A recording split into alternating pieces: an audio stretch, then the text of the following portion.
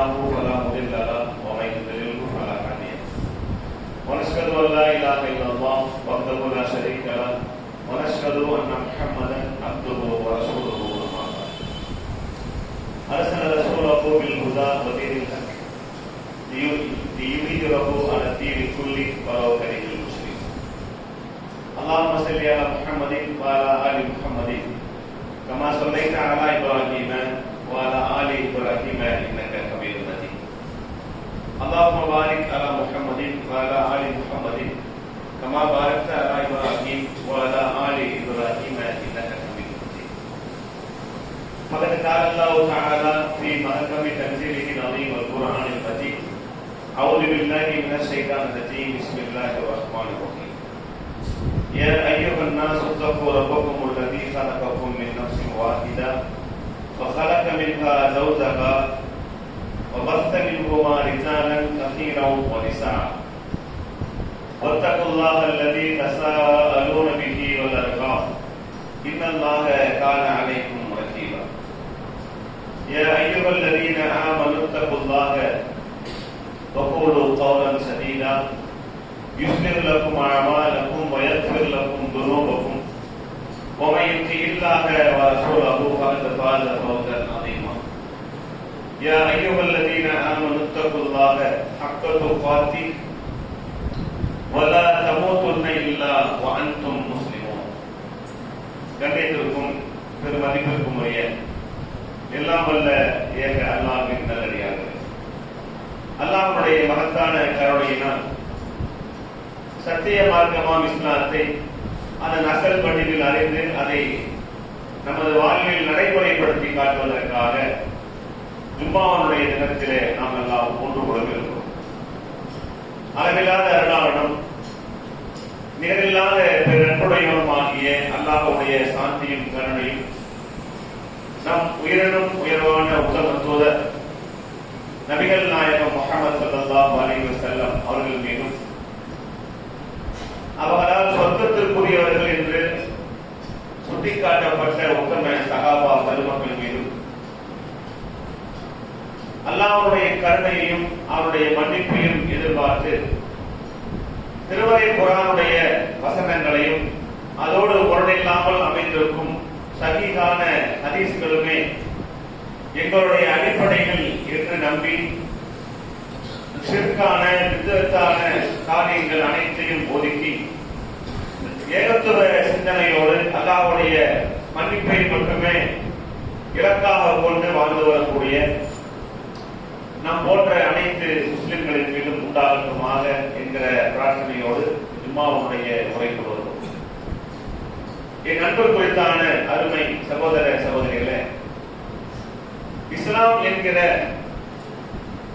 அல்லாஹ்வினால் மனிதர்களுக்காக வேண்டி அறிவுரையாக வாழ்க்கை நெறியாக தரப்பட்ட இஸ்லாம் திருமறை குர்ஆனுடைய வசனங்களின் மூலமாக இன்றைக்கும் உயிர் பெற்று வாழ்ந்து கொண்டிருக்கிறது. திருமறை குர்ஆனுடைய வசனங்களின் அடிப்படையிலேயும் அல்லாஹ்வுடைய தூதர் முஹம்மது ஸல்லல்லாஹு அலைஹி வஸல்லம் அவர்களுடைய சொல் செயல் அங்கீகாரங்களாக பார்க்கப்படக்கூடிய ஹதீஸ்களின் வாயிலாகவும் நாம் இந்த மார்க்கத்தை இந்த உலகத்தில் உயிர் கொடுத்து நிலைநிறுத்த இருக்கிறோம். அந்த இஸ்லாம் என்கிற அல்லாஹ்வுடைய மார்க்கம் மனிதர்களுடைய அனைத்து துறைகளுக்கும் அளப்பெரிய வழிகாட்டுதலை தருகிறது என்று நாம் நம்பியிருந்தாலும் அந்த வழிகாட்டுதல்கள் 1400 ஆண்டுகளுக்கு முன்னால் அரபியிலே இருக்கக்கூடிய ஒரு குர்ஆனால் சாத்தியம் என்பதை இன்றைக்கு நாம் விளங்கி அதன்படி நடக்காவிட்டாலும் அதற்கான முன்னேற்பாடுகளை அறிஞர் பெருமக்கள் வகுத்து தந்திருக்கிறார்கள். அன்றைக்கு பல்கலைக்கழகங்களோ நாடு விட்டு நாடு சென்று கல்வியை தேடக்கூடிய அம்சங்களோ குறைவாக இருந்தாலும் அவர்கள் மொத்த கல்வியையுமே குர்ஆனுடைய வாயிலாகத்தான் எடுத்தார்கள். உலகத்திற்கு என்று ஒரு கல்வியும்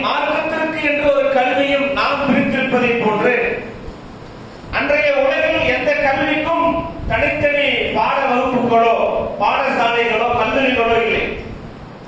மொத்தமுமே திருமறை குர்ஆனிலிருந்து தான் விஞ்ஞானமும் பேசப்பட்டது, குடும்பவியலும் பேசப்பட்டது, உலகத்தினுடைய அனைத்து துறைகளும் அங்குதான் பேசப்பட்டிருக்கிறது. ஆனால் இன்றைக்கு திருமறை குர்ஆனும் இஸ்லாமும் பிற்போக்குத்தனமான அறிவை கற்றுத்தராத ஒரு அம்சங்களாக மக்களால் கட்டமைக்கப்பட்டிருக்கிறது. அந்த வரிசையில குடும்பம் என்கிற ஒரு மிக பெரும் மதிப்பிற்குரிய ஒரு அம்சம், குடும்பவியல் என்கிற குடும்பத்தில் இருக்கக்கூடிய ஒவ்வொரு உறவுகளும் பேணி பாதுகாக்கக்கூடிய நடைமுறைகள் ஆகியவையும் இந்த உலகத்தில் எவராலும் நேர்த்தியாக சரியாக சொல்லப்படாத ஒரு துறையாக இருந்த காலத்திலேயே மனிதர்களுக்கான மிகச் சிறந்த வழிகாட்டியாக இந்த மார்க்கம் குடும்பவியலிலேயும் ஒரு புரட்சியை ஏற்படுத்தி இருக்கிறது. குடும்பம் என்றால் எப்படி இருக்க வேண்டும்? வெறுமனே ஆணும் பெண்ணும் திருமணம் முடித்துக் கொண்டு குழந்தைகளை பெற்றுக் கொண்டு வாழ்வதல்ல குடும்பம். இறைவனுடைய வழிகாட்டுதலோடு ஒழுக்க நெறியை தன்னுடைய கரத்திலே இறுக பற்றிக் கொண்டு அந்த ஒழுக்கம் மீறாமல் வாழ்ந்து இறைவனுடைய திருப்தியை பெறுவதுதான் குடும்பம், குடும்பவியல் என்று மக்களுக்கு அன்றைக்கு அல்லாஹ்வுடைய தூதர் மூலமாக அல்லாஹ் பாடம் எடுத்திருக்கிறான். அன்றைய காலகட்டம் முதல் இன்றைக்கும் அறிவு வைக்காம நிறைய பல அறிஞர்களாக பல மதங்களை பின்பற்றக்கூடியவர்களாக இருக்கக்கூடியவர்கள் ஒரு குடும்ப அமைப்பை அதனுடைய குடும்ப கட்டமைப்புக்குள்ளாகவே சுற்றி வருவதை விரும்பாத ஒரு சமூகமாக நம்மை சுற்றி இருக்கக்கூடியவர்கள் கூட வாழ்ந்து வருவதை பார்க்க முடிகிறது. அதற்கெல்லாம் காரணம் நம்முடைய மனதிலே கூட சண்டையோ சச்சரவோ பிரிவுகளோ பிணக்குகளோ வந்தால் உடனடியாக நாம் நாடுவது நம்முடைய மனதிற்கு தேவையான ஆறுதலான வார்த்தைகள், நமக்கு அப்பொழுது வழிகாட்டக்கூடிய நல்ல மனிதர்கள். இந்த வாய்ப்பை பயன்படுத்திக் கொண்டு எந்த இடத்திலே சண்டையும் சச்சரவும் இருக்கிறதோ, எங்கு பிணக்குகளும் பிரிவினைகளும் இருக்கிறதோ, காலம் காலமாக நமக்கான பாதுகாப்பு, நமக்கான ஆதரவு என்று யாரை நம்பி இருக்கிறோமோ அவர்கள் மூலம் கிடைக்காத ஆறுதல் வார்த்தைகள், அவர்கள் மூலம் கிடைக்காத பாச பிணைப்புகள், அரவணைப்புகள், உலகத்தினுடைய பல வசதிகளை அனுபவித்துக் கொண்டு அதன் மூலம் நிம்மதி கிடைக்கும் என்கிற அறிவை பெற்றிருக்கக்கூடிய மக்களுடைய அரவணைப்பின் மூலமாக ஆண்டாண்டு காலம் காலம் காலமுமாக ஒரு குடும்பமாக கணவன் மனைவியாக வாழ்ந்து வரக்கூடிய அந்த அம்சத்திலே பிரிவினை எங்கு விழுகிறது என்றால், ஒழுக்கம் எப்பொழுது நீளப்படுகிறது என்றால், இவரை விட இவர் ஆறுதலாக பேசுகிறார், இவரை விட கனிவாக தோளோடு தோள் கொடுத்து உதவுகிறார், நம்முடைய கஷ்ட நஷ்டத்திலே பங்கெடுக்கிறார், பணம் காசு கொடுத்து உதவுகிறார், நம்முடைய உள்ள நினைக்கிற மாதிரி இவர் நடக்கிறார் என்கிற எண்ணம் ஆணுக்கும் பெண்ணுக்கும் வரும் பொழுது அந்த குடும்பம் சின்ன பின்னமாக ஆரம்பிக்கிறது. இதைத்தான் பல நடிகர்களை வைத்துக் கொண்டு சில பெண்கள் பேசுவதை வீடியோவாக நாம் வைரலானதை பார்க்கிறோம். என் மனைவியை விட, என்னுடைய கணவனை விட இந்த நடிகரை பிடிக்கும் என்று ஒருவர் சொல்கிறார், ஒரு பெண் சொல்கிறார். அந்த நடிகர் இன்றைக்கு வரைக்கும் வாயை திறக்கல, எனக்கும் திறக்க மாட்டேன் இருக்கிறார்.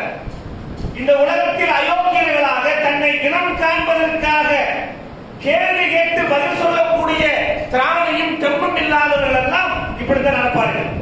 உண்மை தன்மை இல்லாதவர்கள், போலி நடிகர்கள் எல்லாம் இப்படி நடப்பார்கள். இது ஒரு டாபிக்.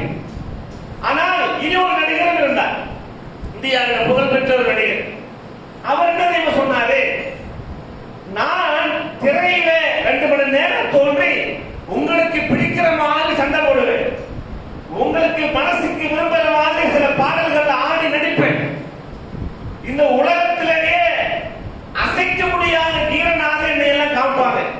ஆனால் உங்கள் கணவரை அந்த மாதிரி காண்பித்து இருக்க மாட்டாங்க.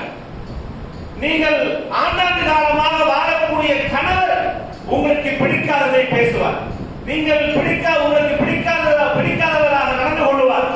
உங்கள் மீது அக்கறை இல்லாதவராக நடந்து கொள்வார். ஆனால் அவர்களோடு தான் நீங்கள் குடும்பம் நடத்துகிறீர்கள். நான் உங்களோட குடும்பம் நடத்திலேயே 2 மணி நேரத்திற்காக என்னை பிடிக்கும் என்று சொல்லக்கூடிய நீங்கள் 2 மணி நேர பொழுதுபோக்கிற்காக வேண்டி என்னை ஹீரோவாக உங்கள் குடும்பத்திற்கும் மேலாக கருதக்கூடிய நீங்கள், உங்களுக்கு உழைக்கக்கூடிய, உங்களுக்காக வேண்டி அனைத்து கஷ்டங்களையும் சகித்துக் கொள்ளக்கூடிய, உங்களுடைய பிள்ளைகளை வளர்க்கக்கூடிய, பொறுப்பெடுத்திருக்கக்கூடிய, உங்களுடைய ஒன்றிலிருந்து 1000 வரைக்கும் தேவைகளை நிறைவேற்றி கொடுக்கக்கூடிய உங்கள் கணவரை இப்படி நீங்கள் பேசிவிடக் கூடாது என்று ஆண்மையுள்ள சில நடிகர்களும் இருக்கத்தான் செய்கிறார்கள். இதை உதாரணமாக காட்ட காரணம் என்ன? கணவரை வைத்துக் கொண்டு வெளியில சீக்கிரமாக மனைவிமார்கள் பேசக்கூடிய தெரியுமா? இவருக்கெல்லாம் ஒன்றுமே தெரியாதுங்க, ஒன்றுமே தெரியாது. இவர் நான் சொல்லுவதைத்தான் கேட்பாரு. அதாவது தனிப்பட்ட முறையில 1-2 பேர் இருக்கக்கூடிய அவையில் அல்ல, எல்லோரும் கேட்கக்கூடிய அவையில ஒருவரை டம்மி பீஸாக ஆக்கக்கூடிய ஒன்றை மனைவிமார்கள் கையெழுத்திருக்கிறார். எல்லாமே மனைவி தான் செய்யறாங்க இல்ல, அடுத்து கணவனுக்கு வரும். அது மனைவிகளாக இருக்கக்கூடியவர்கள் சீக்கிரம் உணர்ச்சி வசப்பட்டு தன்னுடைய இயலாமையை, தன்னுடைய பலவீனத்தை, தன் குடும்ப கட்டமைப்பினுடைய அமானிதத்தை இன்றைக்கு வெளியே வந்து உடைக்கக்கூடியவர்களாக இருக்கிறார். அவங்களுக்கே தெரியாது. ஒரு கேளையாக, மகிழ்ச்சியாக அந்த கணம், அந்த பொழுது கழிக்கப்பட வேண்டும் என்று சொன்னால் சிக்கனமே கணவன். அவனைத்தான் வைத்து செய்துவிட்டு அனுப்புவார்கள். ஒரு கல்யாண நிகழ்ச்சிகளிலேயோ அல்லது குடும்ப நிகழ்வுகளிலேயோ எல்லோரும் ஒன்றிணையக்கூடிய வாய்ப்பு கிடைச்சானா நாம தப்பிக்கிறதுக்கு வாசலை தேடுவோம். நம்மளை உண்மையில் என்ன செய்து விடுவார்கள். அவ்வளவு நம்முடைய எல்லா மலையிடத்தையும் அக்கு வேறு ஆணி வேறாக இவருக்காக எப்படி தெரியுமா? காய்கறி எடுக்கிற போச்சுன்னா அதை கூட சரியா வாங்கிட்டு வரமாட்டாருன்னு ஆரம்பிச்சு படுக்கை அறை வரைக்கும் பேசிடுவார். இப்படி பெண்களுடைய எதேச்சையான குணாதிசயங்கள்ல ஒன்று தன்னை நினைத்து காட்டி தன் கணவனை தன்னுடைய கைப்பாவையாக வைத்துக் கொண்டிருக்கிறோம். அது பெரிய ஒரு ஹீரோயிசம். அப்படித்தான் நான் இருக்கிறேன் என்று காட்டக்கூடிய முனைப்போடு செயல்படுகிறார்கள். இதுல பிரச்சனை வருது. இது ஒன்று மட்டுமா பிரச்சனை? கணவன்மார்கள் எடுத்துக்கொண்ட அதுக்கு மேல, அதாவது ஏதோ நேர்ந்து விட்ட மாதிரி திருமணத்திற்கு பிறகு 1-2 மக்களை பெற்றதுக்கு அப்புறம் வாழ்க்கை அவ்வளவுதான், அவரை முடிஞ்சு போச்சு. திருமணி காலை எந்திரிக்கிறது, டீ குடிக்கிறது, வேலைக்கு போறது, சம்பாதிக்கிறது, வாடகை வீட்டில் இருந்து அதை கட்டுறது, சொந்த வீட்டில் இருந்தாங்க அதுக்கு தேவையானது செஞ்சு கொடுக்குறது, எவ்வளவு வாழ்க்கை முடிஞ்சு. அவர் எல்லாத்தையும் அனுபவிச்சு எல்லா சாதனைகளையும் நிறைவு செய்து என்னுடைய வேலை முடிஞ்சிச்சு என்று ஜடமாக நடக்கக்கூடிய நிறைய ஆண்களை பார்த்தோம். நம்முடைய குழந்தை எத்தனாவது படிக்குதுங்கிறது கூட ஒரு கணவனுக்கு தெரியல. வெளியூர் போகிறோம், உள்ளூர் வர்றோம், நம்முடைய ஸ்டேட்டஸ் என்ன, நம்ம என்ன சமுதாயம் நினைத்துக் கொண்டிருக்கிறது, நம்முடைய பையனையோ பிள்ளையையோ பார்த்து பேசக்கூடிய நேரம் கூட ஒதுக்கி நம்மால் இருக்க முடியவில்லை என்றால் இது குடும்ப அமைப்பா? இது குடும்பம் என்கிற குடும்பவியலே வரக்கூடிய ஒன்றா? இல்ல. அதனால்தான் குடும்பம் என்கிற கணவன் மனைவி என்கிற ஒரு பந்தத்தை அல்லாஹ் எப்படி சொல்லியிருக்கிறான்?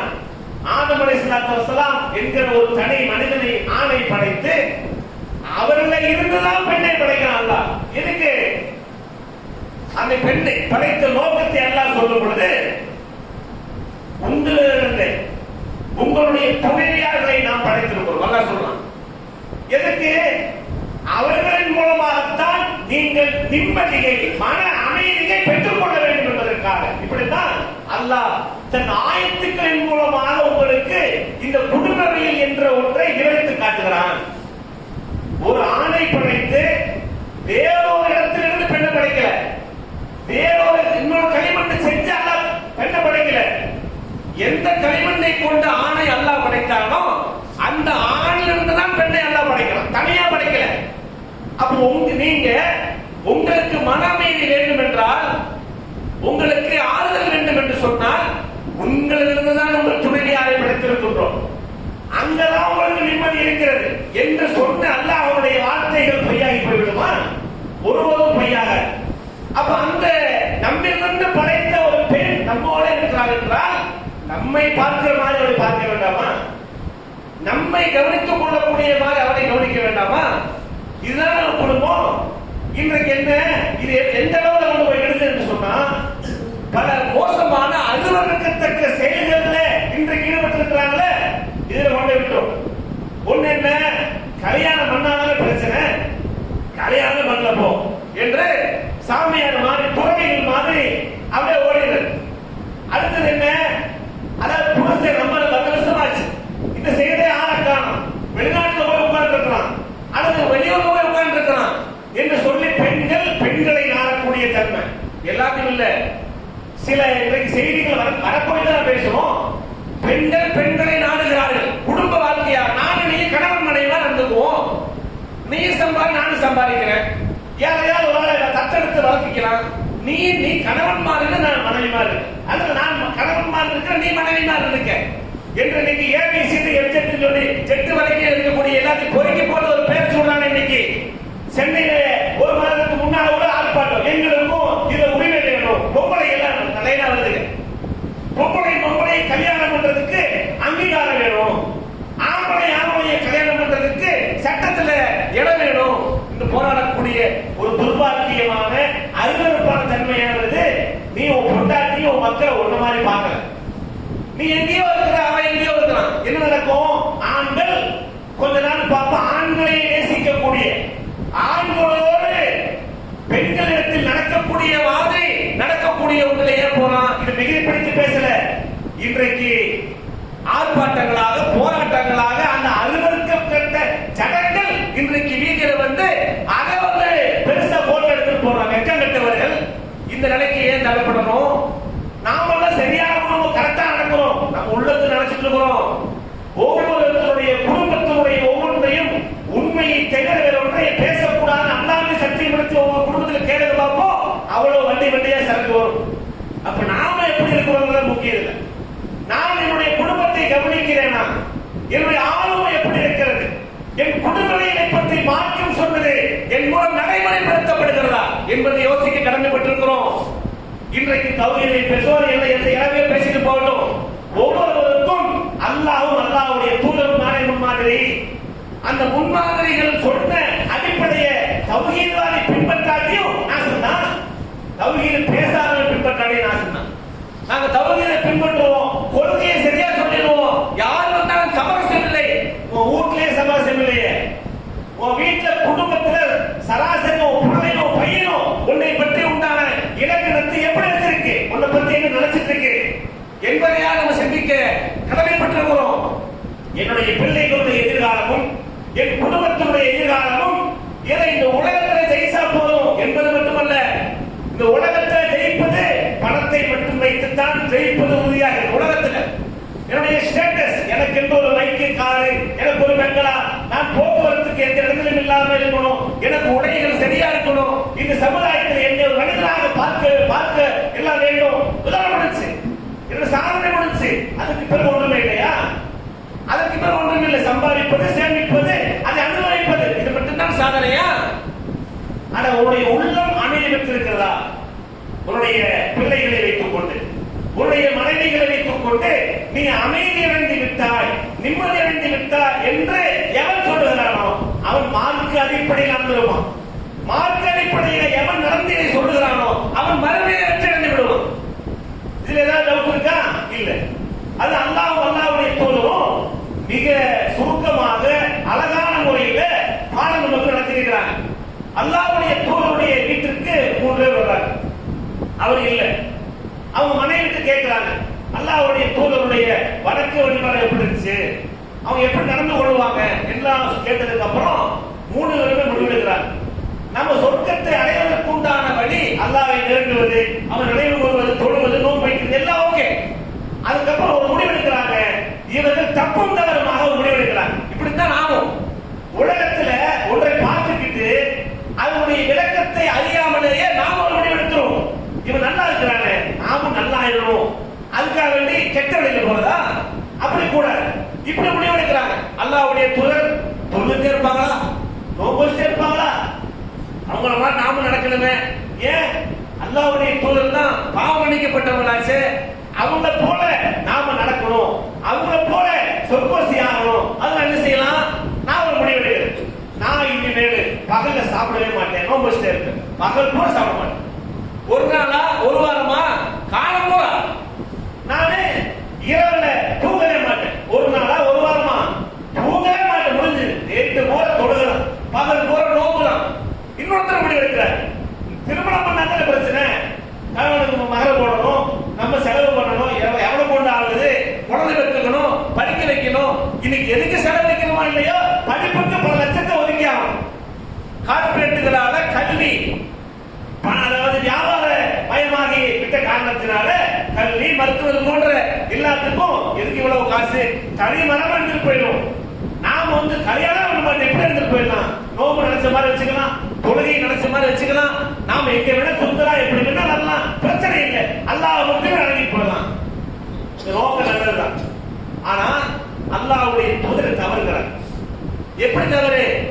இங்க வாங்க, நீங்க இந்த மாதிரி பிளான் போட்டீங்களா?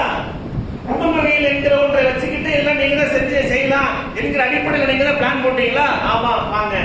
எதுக்காக செஞ்சீங்க? எதுக்காக செய்வாங்க? எனக்கு மறுமையில் சொர்க்கம் வேணும், அதுக்காக செஞ்சோம். அப்படி இந்த முகம்மது அல்லாஹ்வுடைய தூதர் என்று நம்புறீங்களா? நம்பணும். உங்களை விட அல்லாஹ்வை நான் அதிகமாக பயப்படுறேன். என்ன சொன்னாங்க? இந்த உலகத்துல ஒரு தலைவர் இருந்தானா அவருக்கு போய் காலை பிடிப்பான், கையை பிடிப்பான், அவனுக்கு சாப்பாடு எல்லாம் ஏகப்பட்ட எல்லாத்தையுமே அவர் மனம் கோணாத வகையில செய்து கொடுப்பது நம்மள முன்னால் நிற்போம். அது ஓகே தான், சில கடமைகளை செஞ்சுதான் ஆகும். ஆனா அல்லாஹ்வுடைய தூதர் எதை யார் செஞ்சாலும் இதனால எனக்கு ஆதாயம் கிடைக்க பெற்றால் இதுக்கு அல்லாஹ் நான் பதில் சொல்லணும்னு நினைச்சார். எல்லா தலைவரும் நினைக்கல. ஏன் வரல, என்ன கூப்பிட வரல, ஏன் வரும்போது எனக்கு போன் பண்ணல, ஏன் பிக்கப் பண்ணல, தலைவர் நினைக்கலாம். ஆனா எனக்காண்டி வந்திருக்கணும்ல இப்படி நினைக்க கூடாது. அல்லாஹ்வுடைய தூதர் அப்படி நினைக்கல. நான் ஒரு தேவையை நிறைவேற்றுவதற்காக இந்த உலகத்தில் ஒரு ஃபாயிதாவை அனுபவிக்க நினைச்சானா இந்த காரணத்தை அல்லாஹ்வை சொல்லணும். ஒரு பயந்தார். அப்ப நீங்க தொழுதுட்டே இருக்கிறது யார் சொன்னா? நான் சொல்றேன். இந்த முகம்மது அல்லாஹ்வை உங்களை விட அதிகம் பயப்படக்கூடியவர் உங்களுக்கு தெரியாதா? தெரியும். நான் தொழவும் செய்யறேன், தூங்கவும் செய்யறேன். ரொம்ப முடிஞ்சது. தொழவும் செய்யறேன், தூங்கவும் செய்யறேன். முடிஞ்சு. ரெண்டாவது நான் நோன்பு வச்சுட்டே இருப்பேன். பெரிய அல்லாஹ்வுடைய தூதருக்கு மேல நினைச்சுக்கிட்டு அவர் சொல்றாரு, நோன்பு வைக்கவும் செய்யறேன், தேவைப்பட்ட விடவும் செய்யறேன். நோன்பு காலையில இருந்து மதியம் வரைக்கும் வைப்பார். யாராவது இருந்து கூப்பிட்டா நோன்பா கொஞ்சம் எடுத்து வச்சு நாளைக்கு வச்சுக்கலாம், திருந்துக்கு போயிடுவார். அப்ப அல்லாஹ்வுடைய தூதருடைய நோன்பு வைப்பாரு, தேவைப்பட்ட விடவும் செய்வார். அப்புறம் சொல்றாரு, நான் திருமணமே பண்ண மாட்டேன்னு சொன்னார்ல, அவர் முதல்ல ஸ்பெஷலா கூப்பிடுறாங்க. நீங்க என்ன சொன்னீங்க? திருமணமே பண்ண மாட்டேன். என்ன காரணம் சொல்றாரு? அல்லாஹ்வுடைய தூதர் உங்களை விட அல்லாஹ்வை பயப்படக்கூடியவர். பெண்களிட்ட எப்படி நடக்கணும், வளர்ப்புகளை எப்படி வளர்க்கணும், அவங்க என்ன ஒழுக்கத்தை கற்றுக் கொடுக்கணும், எப்படி எல்லாம் அவங்களை வளர்த்தால் அல்லாஹ் சொர்க்கத்தை தருவான் என்கிற எவ்வளவு நடைமுறையை படிச்சிருக்கிறோம். எல்லாத்தையும் விளக்கி அல்லாஹ்வுடைய தூதர் நான் திருமணம் முடித்திருக்கின்றேன், நான் திருமணம் முடித்திருக்கின்றேன். அப்ப சொல்றாங்க, திருமணம் ஓதுவாங்கல்ல, நிக்காக சுண்ணத்தியா, அதாவது நிக்கா என்பது சுன்னத் நடைமுறை, அதை விட்ட வேண்டிய சார்ந்தவன் அதுக்கு மட்டும்தான் சொல்லுவாங்க. கல்யாணத்துக்கு மட்டும் சொல்லுவாங்க. தொழுகைக்கு சொல்லிக்கிறாங்களா? நோம்புக்கு எந்த ஆளுன்னு சொல்றதை கேள்விப்பட்டிருக்கீங்களா? கேள்விப்பட்டிருக்க மாட்டோம். கல்யாணம் அது முக்கியம் தானே, அது இல்லாம எப்படி என்று திருமணத்திற்கு மட்டுமே ஆண்களால் சொல்லப்படக்கூடிய ஒன்று இந்த நிக்கா என்கிற திருமணம் என்னுடைய சுண்ணத்து நடைமுறை. அந்த நடைமுறையை எவன் விடுகிறானோ அவன் நம்மை சார்ந்தவனே அல்ல. அல்லாஹ்வுடைய மூணுக்கு சேர்ந்து சொன்னது, மூணுக்கு சேர்ந்து சொன்னதை நம்ம தனியாக அந்த பார்த்து கருத்து எடுத்துக்கிட்டு திருமணத்துக்கு மட்டும் சொல்றோம். அவ குடும்பவியல் என்கிற ஒன்றை அல்லாஹ்வுடைய தூதர் வணக்க வழிபாடு செய்து நான் பெரிய ஆளாய் சொர்க்கத்துக்கு போறேன்னா இந்த குடும்பத்துல பொண்டாட்டியை கட்டி இல்லறத்தில் ஈடுபட்டு குழந்தை மக்களை பெற்றுக்கிட்டு இந்த உலகத்துல தரக்கூடிய கஷ்டங்களை எல்லாம் அனுபவிச்சுட்டு தான் நாங்க போகணும். அவன் தான் வீரன், அவங்க சாதனையா இல்ல, நான் பக்கத்திலே வர மாட்டேன், சிரமமே எனக்கு வேண்டாம், கஷ்டமே வரக்கூடாது, நன்மையை மட்டும் செஞ்சுக்கிட்டு போறேன்னா அந்த இலக்கணத்தை இந்த மார்க்கம் சொல்லி தர வேண்டும். அல்லாஹ்வுடைய தூதர் சொல்றாங்க.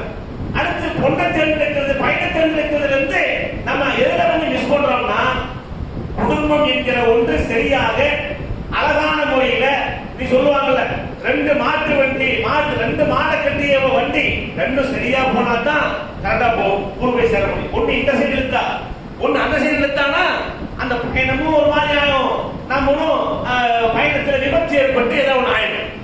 அப்போ ஒரே திங்கிங் உள்ள ஒரே கொள்கையுடைய ஒரே தளத்தில போகக்கூடிய ரெண்டு பேரும் தான் குடும்ப வாழ்க்கைக்கு லாய்க்கு. இஸ்லாமில் ஒருத்தர் இருக்கிறார், இஸ்லாம் அல்லாத ஒரு மாத்திரம் ஒருத்தர் இருக்கிறார்.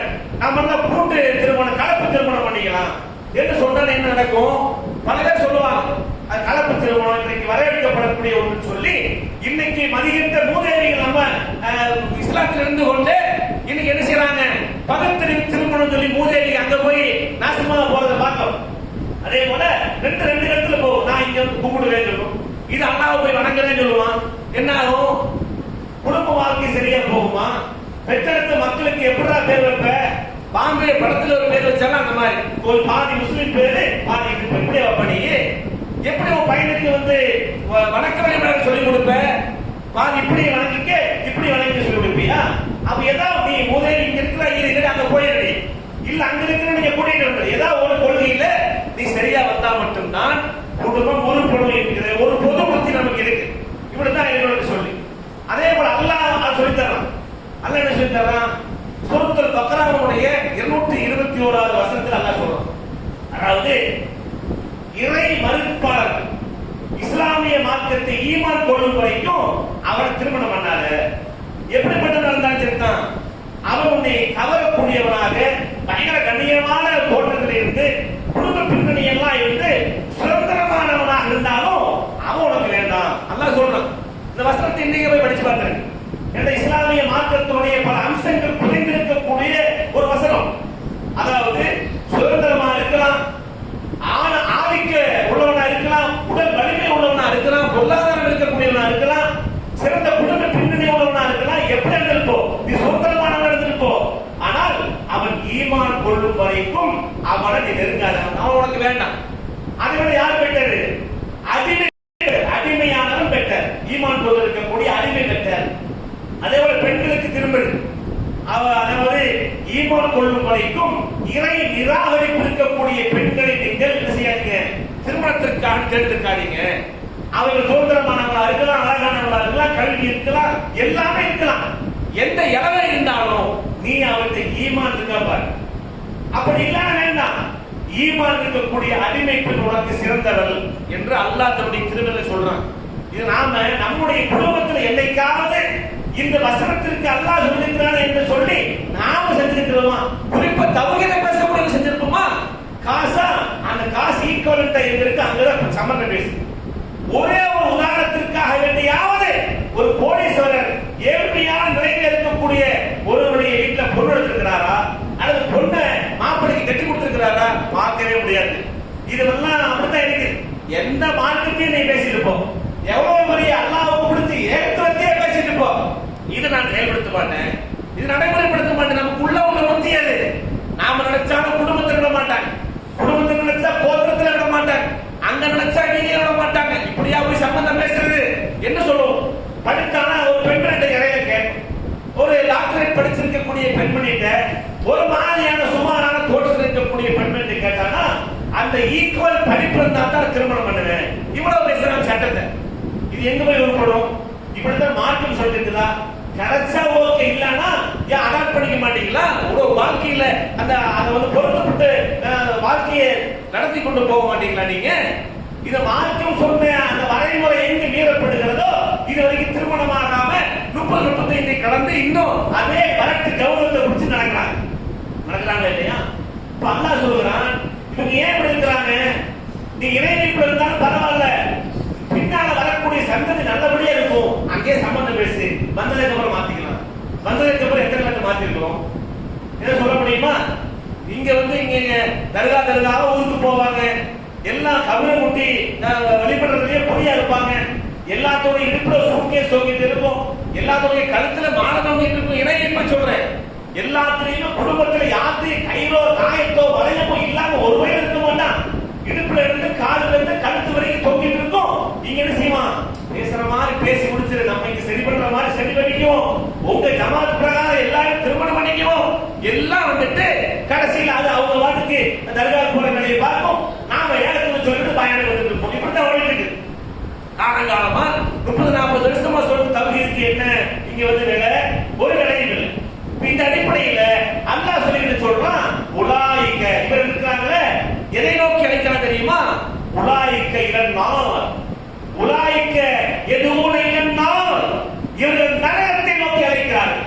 அப்படித்தான் அழைச்சிருக்கோம், இவர்கள் நரகத்தை நோக்கி அழைக்கிறார்கள். ஆனால் அல்லாஹ் உங்களை எதனை பற்றி அழைக்கிறான் தெரியுமா? அதாவது எதுவும் இல்லல்லா, அல்லாஹ் எதை நோக்கி அழைக்கிறான் தெரியுமா? வல் மகரத்தி வல் ஜன்னத், அல்லாஹ் ஜன்னத்தை நோக்கி, சொர்க்கத்தை நோக்கி, உங்களுக்கு அல்லாஹ் தரக்கூடிய மன்னிப்பை நோக்கி அழைக்கிறான். அல்லாஹ் சொல்றான், ஈமான் கொண்டிருக்கக்கூடிய இந்த மார்க்கத்திலே மிக தகுதி வாய்ந்த மக்களாக வாழ்ந்து திருமணத்திற்கு தயாராகக்கூடிய ஒன்றை ஒதுக்கி பணங்காசுக்காக வேண்டி, பிற்கால நலனுக்காக வேண்டி, சொத்து பத்துக்களுக்காக வேண்டி, ஈக்குவலண்டா தன்னுடைய இமேஜ், தன்னுடைய தரம் இருக்க வேண்டும் என்பதற்காக வேண்டி, ஒரு குடும்ப அமைப்பை சிதைப்பதற்காக வேண்டி ஒரு கருவியை நோக்கி தூக்கினால் அந்த கருவி அப்படிப்பட்ட நபர்கள் உங்களை எதுவும் இழந்தால் அவர்கள் நரகத்தை நோக்கித்தான் உங்களை அழைப்பார்கள் என்று அல்லாஹ்வுடைய தூதர் சொல்கிறார்கள். இது போன்று வெளிவிளங்காத நபிமொழிகளையும் திருமறை குர்ஆன் வசனங்களையும் சொல்ல முடியும். ஒரு குடும்ப அமைப்பில் இருக்கக்கூடிய ஒரு பெண்மணியை கவனிக்கக்கூடிய பொறுப்பை கணவன் எடுத்துக் கொண்டார் என்று சொன்னால் அவருடைய அனைத்திற்கும் அவர்தான் உத்தரவாதம். அவர் அமானிதமானவர். அல்லாஹ்வுடைய தூதர் நபிகள் நாயகம் ஸல்லல்லாஹு அலைஹி வஸல்லம் அவர்களுடைய கடைசி பேருரையை நாம கவனிக்கலையா? அவர் அரபா உரையில இருந்து பேசிய கடைசி இறுதி பேருரையை நாம கவனிச்சில்லையா? அல்லாஹ்வுடைய தூதர் சொல்கிறார், நீங்கள் பெண்களை உங்களுக்கு அமானிதமாக தந்திருக்கிறோம். அமானிதமாக தந்திருக்கிறார் என்று சொன்னால், அல்லாஹ் தந்திருக்கிறார் என்று சொன்னால் நம்முடைய மானம் மரியாதை போன்றதுதான் நம்மளுடைய. அந்த மானம் மரியாதையை காப்பாற்றுவதுடைய கடமை. அதை கட்டிக்கிட்டு வந்ததுக்கு அப்புறம், அதாவது தன்னுடைய அம்மா மூலமா அவங்களுக்கு மாமியம், இந்த மாமியா மருமக பஞ்சாயத்து, இந்த கொழுந்தியா பஞ்சாயத்து, நாத்தார் பஞ்சாயத்து, இதெல்லாம் மறுமை நாள் முடிகிற வரைக்கும் முடியவே முடியாது. அது வரத்தான் செய்யும். என்ன தீர்வோ தீர்வோ, நீ மாமியாவை பார்க்கும்போது உங்க அம்மா மாதிரி பாரு, அப்ப தீர்வு. நீ மருமகளை பார்க்கும்போது மக மாதிரி பாரு, தீர்வு வரும். இது நடக்கவே நடக்காது. அப்போ நாம திருமணம் பண்ணி நம்முடைய கணவன் வீட்டுக்கு வரும் பொழுது நாம் எதையெல்லாம் எதிர்பார்த்தோமோ அந்த எதிர்பார்ப்பு உன் வீட்டுக்கு வர கொலை இருக்காதா? நீ கணவன்கிட்ட மல்லிகைப்பூவா வாங்கிட்டு வர சொல்லியிருப்ப, நடந்திருக்காது. நீ அல்வா வாங்கிட்டு வர சொல்லியிருப்ப, நடந்திருக்காது. பிரியாணி பண்றதுல ஜோப்புல வச்சுக்கிட்டு கொடுத்த காலம் பண்ணா அது எல்லாம் நம்ம மறந்துருப்போம். அதெல்லாம் மறந்துருக்காங்க. அது எல்லாமே செஞ்சிருப்போம். பிரியாணி வாங்கி சொல்லியிருப்போம், எங்க வாய்க்கு ஒரு மாதிரி இருக்கு, இங்க சாப்பிட்டா சரியில்லாது, நான் வெளியே போய் சாப்பிடுறோம். இன்னைக்கு போலாம். ஒரு கட்டத்துக்கு முன்னால எங்க வீட்டுலதான் வந்து நைட்டு பிரியாணியா மணக்கும் 2 மணிக்கு. என்னப்பா நைட்டு பிரியாணி மணக்குது? ஏதாவது பக்கத்து வீட்டுல வச்சு சூடு பண்ணிருப்பாங்க. நாம இதையெல்லாம் சொல்லி பொண்டாட்டி வாயில ஊட்டி விட்ட கதையெல்லாம் நிறைய பெரியவங்களுக்கு கிடக்குது. அப்ப இதையெல்லாம் வந்து ஏன் நீ இப்படி எல்லாம் உன் கணவன்கிட்ட வாங்கி சாப்பிட்டது, கணவன்கிட்ட வாங்கி கேட்டு வாங்கிட்டு உன் வருவங்களுக்கு இருக்காதா? உன் மகனை கட்டிட்டு வந்த பிள்ளைக்கு இருக்காதா?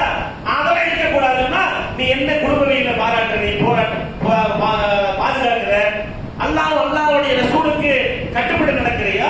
நீ நான் எப்படி வேணா இருப்பேன், எங்க உள்ளவங்க இப்படித்தான் இருக்கும்னு கட்டளை போய் மார்க்கத்தினுடைய அம்சங்களுக்கு உட்பட்டு இருந்தா பிரச்சனை இல்லை.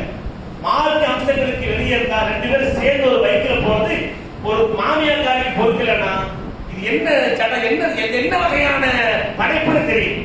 தான் மகன் அவருடைய வாரிசுகளை சுமக்க போகக்கூடிய ஒரு பெண்மணி வண்டியில உட்கார்ந்து போறது பிடிக்கலான்னு என்ன இளவுக்கு கல்யாணம் பண்ணி வச்சீங்க?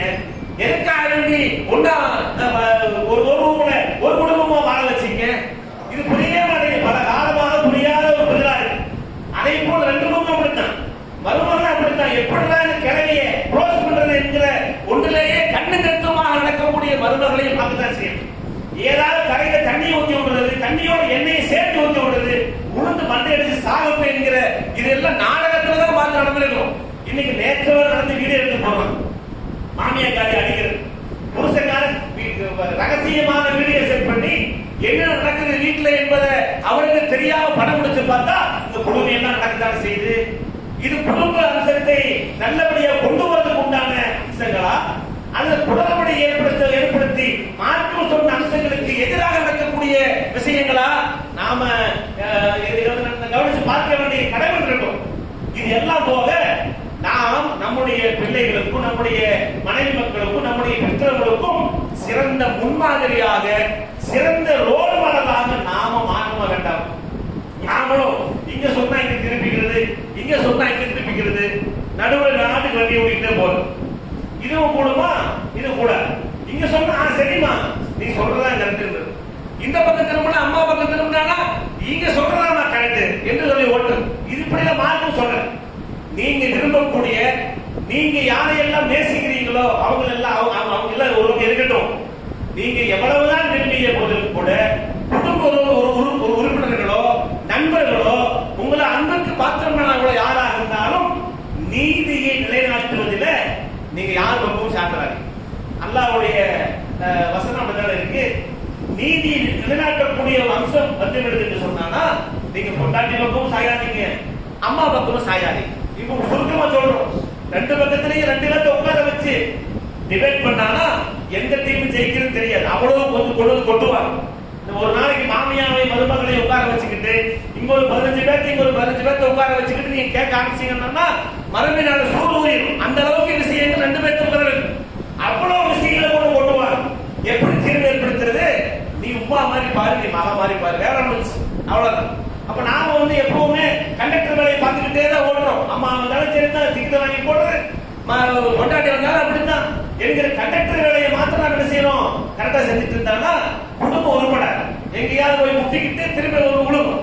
அந்த அடிப்படையில் குடும்பத்தினுடைய பாரம்பரியம், குடும்பவியல் என்றால் இஸ்லாம் என்ன சொல்லுகிறது, அதனுடைய ஒழுக்கம் என்ன, அது ஏன் அல்லாஹ்வுடைய தூதர் இப்படி ஒரு ஒழுங்குமுறைக்கு ஒரு சரியான வீதத்தில் இப்படி போகணும் என்று ஏன் ஏற்படுத்தியிருக்காங்கிற பல்வேறு தகவல்களை நம்ம அறிஞ்சு இந்த குடும்பத்தை இன்னைக்கு என்ன செய்யணும், அதனுடைய படிப்பு குடும்பம் என்ன, இஸ்லாம் சொன்ன குடும்பம் எப்படி பயணிக்கணும், நம்முடைய மனைவி மக்களை நமக்கு வச்சிருக்கக்கூடிய மக்கள்கிட்ட நாம சொல்லக்கூடிய சொல்ல மிஸ் பண்ண எவ்வளவு விஷயங்கள் இருக்கிறது, இதையெல்லாம் ஆய்வு செய்து இந்த மார்க்கத்தில் நிலைத்திருக்கக்கூடிய மார்க்கம் சொல்லக்கூடிய அம்சங்களை குடும்பத்திலே நுழைத்து அவரை செய்ய வைக்கக்கூடிய மனப்பக்குவத்தை நமக்கு அல்லாஹ் உங்களுக்கும் எனக்கும் நம் குடும்பத்தார் அனைவருக்கும் தந்தல் உருவான எனக்கு கூறி முடிக்கின்றேன். வாழ்ந்தவன் இல்லை இருக்கிறார்.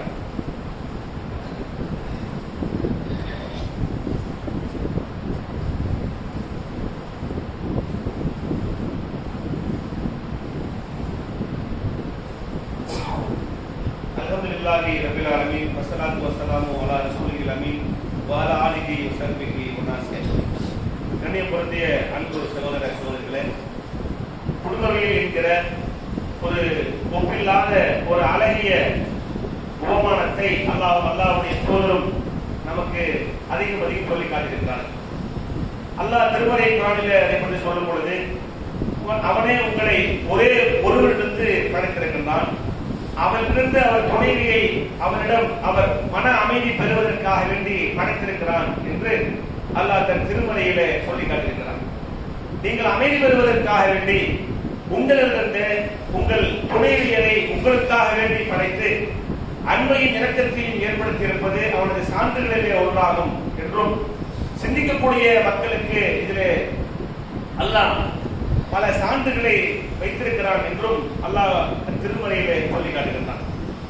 ஆக இந்த கணவன் மனைவி உறவு என்கிற ஒன்றை மட்டுமே கவனத்தில் நாம கொள்ளாம பிற கணவன் மனைவி என்கிற ஒரு உறவை தாண்டி நம்முடைய குடும்பத்திலே பல உறவுகளாக தாய்கள் இருப்பாங்க, உடன்பிறந்தவர்கள் இருப்பாங்க, இது போன்ற அம்சங்கள் பொருந்திய பல பேர் இருப்பாங்க. அப்ப இவங்களை எப்படி நம்ம குடும்பவியலாக அது குடும்பமாக எப்படி கலந்து இருப்பது என்கிற உதாரணங்களையும் அல்லாஹ்வுடைய தூதர் நமக்கு தந்திருக்கிறார். ஆக கணவன் வந்திருக்கிறான் என்பதற்காக வேண்டி தன்னுடைய சொந்த குடும்பத்தை பகைப்பதோ, மனைவி கிடைத்திருக்கிறார் என்பதற்காக வேண்டி தன்னுடைய தாயங்கள் முதல் கொண்டு அனைத்து குடும்ப உறவுகளை நாம் துண்டிப்பதோ அதுவும் பாவகரமான காரியம் தான் என்று அல்லாஹ்வுடைய தூதர் சொல்கிறார். அல்லாஹ் எல்லா படைப்புகளையும் படைத்து முடித்த பிறகு உறவு என்கிற ஒன்றையும் அல்லாஹ் படைத்திருக்கிறான் இல்லையா, அந்த உறவு இருக்கிறது. அந்த உறவு சொல்றதுதான் யா அல்லாஹ், அதாவது அல்லாஹ்வுடைய அரியாசனத்தினுடைய கால்களில் ஒன்றை பற்றி பிடித்து அது ஒரு கோரிக்கை இருக்கிறது. என்ன கோரிக்கை என்று அல்லாஹ் கேட்கும் பொழுது, உறவுகளை துண்டிப்பதில் இருந்து நான் உன்னிடம் பாதுகாப்பு கோரியிருக்கிறேன். அந்த உறவுகளை மனிதர்கள் துண்டி விடுறாங்களே, எல்லாத்துக்கும் தேவையில்லாத காரணத்திற்காக வேண்டி எல்லாம், பணங்காசுக்காக வேண்டி, வசதி வாய்ப்புகளுக்காக வேண்டி, ஈகோக்காக வேண்டி எல்லாம் துண்டிச்சிருக்காங்களே, அதை பத்தி சொல்லிக்கிட்டு மனிதர்கள் உறவுகளை துண்டிக்கிறாங்களே, இதை விட்டும் உலகத்துல பாதுகாப்பு கோரி நான் நிற்கிறேன் என்று அது சொல்லுதான், உறவு சொல்லுதான். அப்ப அல்லாஹ் சொல்லுதான், உன்னை அதாவது உறவை பேணி நல்ல முறையிலே நடந்து கொள்வேன் என்பதும், உன்னை துண்டித்து விடுகின்ற மக்களிடத்திலே நானும் அவனை துண்டித்து விடுவேன் என்பதும் உனக்கு திருப்தி அளிக்கவில்லையா? அதாவது உறவை பேணி நல்ல முறையில் நடந்து கொள்வனோடு நானும் நல்ல முறையில் நடந்து கொள்வேன் என்பதும், உறவை துண்டித்து வாழக்கூடிய அவர்களோடு நானும் அவனை துண்டித்து விடுவேன் என்பதும் உனக்கு திருப்தி அளிக்கலையா என்று அல்லாஹ் உறவிடத்தில் கேட்கிறான். ஆமா, எனக்கு இது போதும் என்று அல்லாஹ் அந்த உறவு சொல்லுதான். இது உறவுக்காக, உனக்காக வேண்டியே இது நடக்கும் என்று அல்லாஹ் சொல்வதாக அல்லாஹ்வுடைய தூதர் நமக்கு சொல்லி காட்டுகிறார்கள். ஆக நீங்கள் பூமியிலே புறக்கணித்தும் குழப்பத்தை ஏற்படுத்தவும் உங்களை உறவுகளை முறிக்கவும் நீங்கள் முயன்றீர்களா என்று அல்லாஹ் தன்னுடைய சூரா 47 அத்தியாயத்தினுடைய 22வது வசனத்தில் கேட்கிறான். இந்த உறவுகளை நீங்கள் முறிக்கிறீர்களா? உங்களுக்காக வேண்டி பூமியில புறக்கணித்து பூமியில குழப்பம் ஏற்படுத்துவீங்களா? உங்களுக்கு அல்லாஹ் வழங்கியிருக்கக்கூடிய உறவுகளை நீங்கள் முறிக்கவும் முயற்சி பண்ணுவீங்களா என்று அல்லாஹ் உறவுகளை பேணி பாதுகாப்பதனுடைய நோக்கத்தை அல்லாஹ் அழகான முறையில் சொல்றான். உங்களுக்கு ஆயுள் அதிகரிக்க வேண்டும் என்றால், உங்களுடைய பொருளாதாரம் அல்லாஹ்விடத்திலிருந்து அதிகரிக்கப்பட வேண்டும் என்று சொன்னால், நீங்கள் உறவுகளோடு கலந்து வாழுங்கள் என்று அல்லாஹ்வுடைய திருத்தூதர் சொல்கிறார்கள். அந்த அடிப்படையிலே உறவுகள் என்பது நாம கெட்டியிலும் பெற்றது மட்டுமல்ல, நம்முடைய அத்தா மலர்ந்து ஆரம்பிச்சு இந்த உறவுகள்ல எந்தெந்த கிளைகள் இருக்கிறது, யாரெல்லாம் உறவுக்காரர்களாக வருவாங்களோ அவங்கள வாழ்க்கையில ஒரு முறையாக போய் பார்த்துருவோம். சாக போகும்போது, உசுறு போகும்போது பார்த்துட்டு காரியம் இல்லை. அவங்க உயிரோடு இருக்கும் பொழுது நல்ல முறையில் விசாரிப்பது, இதே தேவையான ஒன்றை வாங்கி கொடுப்பது, அவருடைய சில தேவைகளை நிறைவேற்றி கொடுப்பது, இது போன்று வசூலுள்ள போது நமக்கு மைண்ட் நல்லா வேலை செஞ்சுட்டு இருக்கும் போதே போய் பார்த்துடணும். அல்லாஹ் எந்த பீச பிடிக்கணும்னு தெரியாது. அது ஒண்ணு அவங்க மௌத்தா போகணும், அந்த நன்று இருக்கும் போது நம்ம போய் சந்திப்போம். நான் மௌத்தா கிடக்கும் போது சந்திப்பாங்க. இதுவெல்லாம் வேண்டாம். நாம உறவுகளை தேடி தேடி போய் சந்திப்போம். சில குடும்பங்கள் நல்ல பழக்கம் இருக்கு, வருஷத்துக்கு ஒரு வாட்டி விழாமா நடத்துவாங்க. அது அடுத்த விஷயம். ஆனா ஒவ்வொரு குடும்பத்தார்களையும் ஒவ்வொரு மாதத்திற்கு ஒரு முறை எல்லாம் வெட்டி பிடிக்கிறதுக்கு போய் சந்திச்சு வந்துருவாங்க. அப்ப இந்த ஒரு நல்ல பழக்க வழக்கங்களை எல்லாம் நாம எப்ப கத்துக்கிட்டு எப்ப செயல்படுத்த போல தெரியல. அதுக்குள்ள அந்த உசுரப்படுகிற மடக்குமாறு நின்று நம்ம உசுர புடுங்குவாருன்னு தெரியல. அது வரதுக்கு முன்னால நாம போய் உறவுகளை மேம்படுத்துவோம், உறவுகளோடு இணைந்து வாழ்வோம். இஸ்லாம் சொல்லக்கூடிய குடும்பத்தில் இருந்த உறவுகளை மேம்படுத்தக்கூடிய, பராமரிக்கக்கூடிய, இரண்டாவது உயிரிழக்கக்கூடிய ஒன்றை இஸ்லாம் ஆணித்தரமாக அழுத்தம் திருத்தமாக செய்ய வேண்டும் என்று சொல்லியிருக்கிறது. அது அந்த வாய்ப்பையும் அந்த பண்புகளையும் அல்லாஹ் நம் அனைவருக்கும் தந்தல் புரிவானாக. அஸ்ஸலாமு அலைக்கும்.